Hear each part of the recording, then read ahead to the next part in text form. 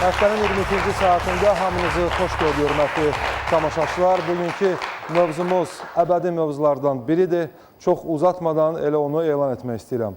Ailə hansı prinsiplərlə qurulmalıdır? Və böyük məmnuniyyətlə diqqətinizə çatdırmaq istəyirəm ki, studiyamızda əyləşən hörmətli qonaqlarımızla bu və digər suallarımıza məhz bugünkü tok-şoumuzda cavab tapa biləcəyik.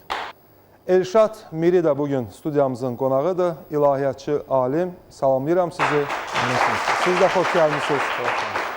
Siz necə düşünürsünüz? Düstur var ya yoxdur?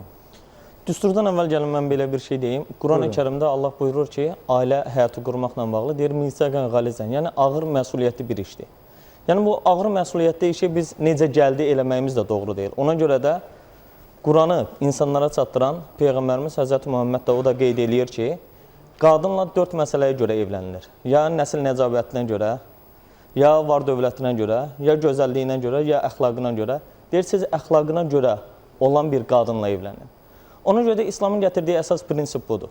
Bir insanı seçərkən və yaxud da sevərkən bu əxlaq məsələsini ön plana çəkmək daha doğrudur. Çünki bu günlərim ailələrə baxırıq ki, sabahlarım o gözəllik gedəsidir. Nəsil nəcabət deyək ki, hər hansısa bir məsələdə başqa cür formalaşa bilər. Ondan sonra var dövlət olmaya bilər. Onda bunun əsasında qurulan ailələr, sabahlarım onlar olmadığına görə artıq həmin orada ailəni bir-birinə bağlayan stimul itir. Ona görə İslam dinində əsas meyar budur. Məsələn, bu günlərim bəzən bizim hal-hazırda da bölgələrimizdə istifadə olunan bir məsələ var, şəkillə bir-birinə göstərirlər ki, sevib seçilmək üçün. O da ən gözəl şəkillərini göndərirlər təbii ki. İndi Facebookda da şəkillər Facebookda bəli, o da bəzən məlumatlar verilir. Bəli, bəzən öz başqa bir adamın şəklini öz nicklə və s. həll eləyirlər. Amma məsələn İslamda da Peyğəmbərin yanına biri gəlib evlənmək istədiyini bildirəndə filan kəsin məsələn deyək ki, bacısı və yaxud da qızı ilə Peyğəmbərimiz ondan ilk olaraq onu soruşur, görmüsənmi? Xeyr deyəndə deyir, get, gör, ondan sonra. Yəni, birinci növbədə biz, heç olmasa, bu bizim gözəl bir adət-ənənə var, evlilikdən əvvəl nişanlıq dövrü var.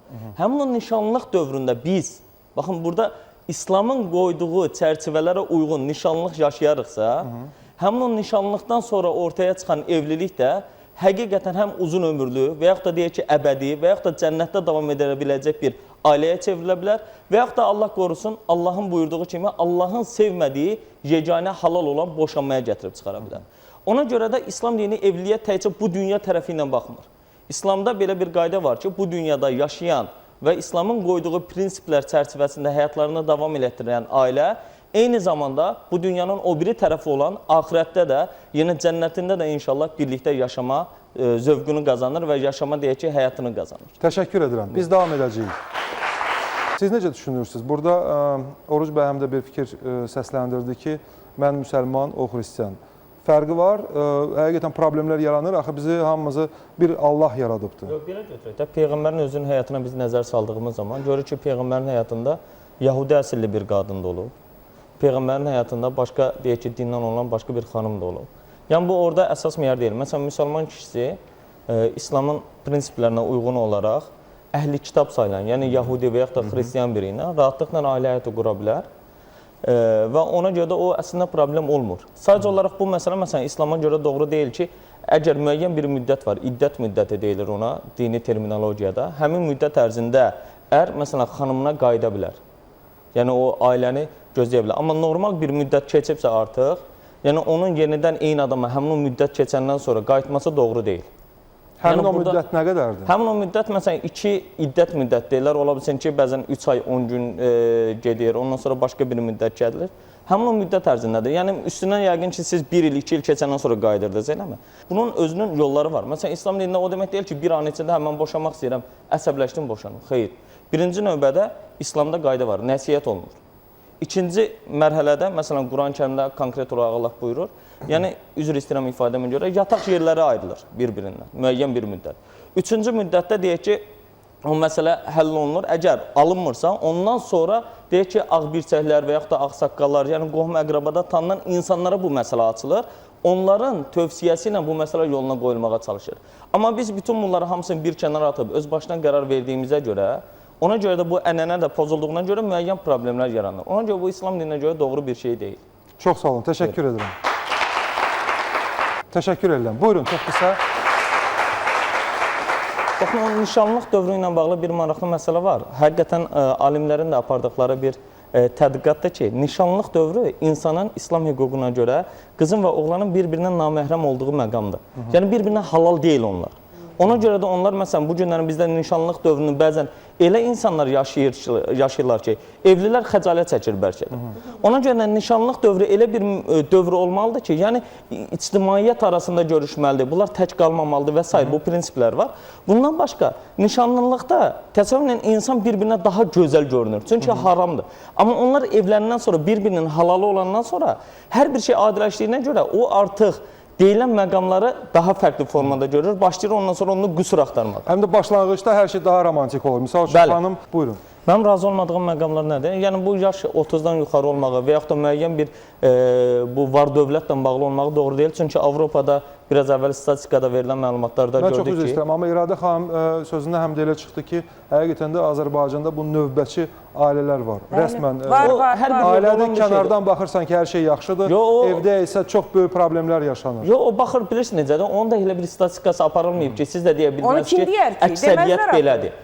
Ancaq baxın, tamamilə əks bir məsələ də var. Elə kasıb insanlar var ki, bəli, bir-birinə də çox fədakar, bir-birinə ömrünün axırına qədər də davam edir. Biz özümüz elə nənə-babalarımızdan görək də bunları. Mən o faktoru demədim, mən kasıblıqdan danışmadım. Yəni, o maddiyyat deyir ki, bir təbəqəyə gəlsin ona görə. Ümumiyyətlə, insanın rahat həyatı olmalıdır. Sizə bir şey deyim, baxın, amma Almaniyada keçirilən bir araşdırma var. Həmin o araşdırmanın nəticəsinə görə, məsələn, Almaniyada ən çox İslamı qəbul edən qadınlardır. Niyə məhz qadınlar? Həmin o sorğu keçirilir, görülür ki, onlar artıq Avropada mövcud olan ailə anlayışı, əslində o anlayış da yoxdur orada, artıq ondan bezdiklərinə görə, sizin dediyiniz o azadlıq, dırnaq arası azadlıqdan artıq imtina elədiklərinə görə, İslamdakı məsuliyyətli ailə anlayışını qəbul elədiklərinə görə İslamı seçirlər. Bilirsiniz, mənim çox yaxın rəfiqəm Almaniyada uzun müddət yaşayıb, mən üzr istəyirəm sizdən.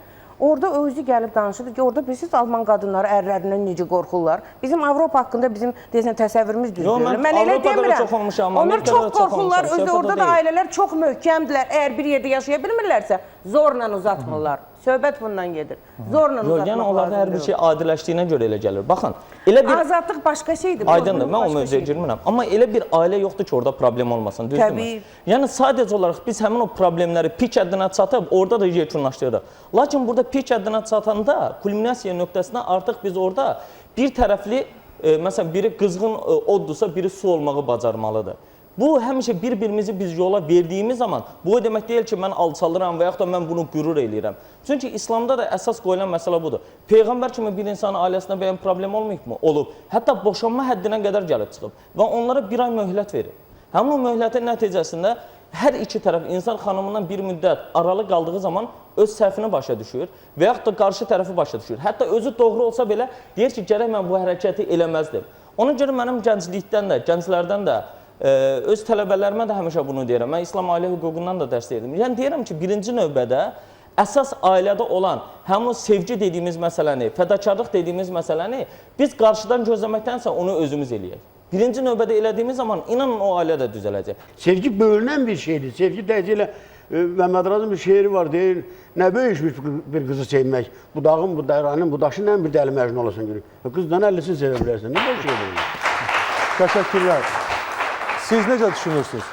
Doğru fikirləşmirəm bu məsələni. Çünki, məsələn, Peyğəmbərimizin vaxtında mən baxdığım zaman orada əsasən görürəm. Çünki Peyğəmbərimizin özünə, məsələn, ilk evliliyi 25 yaşında Peyğəmbər olmamışdan əvvəl ona xanımı tərəfindən təklif olunur, sonraki xanımı, yəni evlənməyi. Çünki elə bir cəmiyyətdə, elə bir oğlan tapmağın özü, həm də dul bir qadın tərəfindən çətin olduğuna görə təklif olunur. O da təbii ki, həmin o valideynləri hökm olan əmisinə müraciət edir, elə evlənir. Ona görə də o, məsələn, bir qızı gözü yaşlı orada qoymaq, bir insanın haqqına girmək, gedib yerindən başqa bir insanı alıb bədbəxt eləmək doğru bir şey deyil.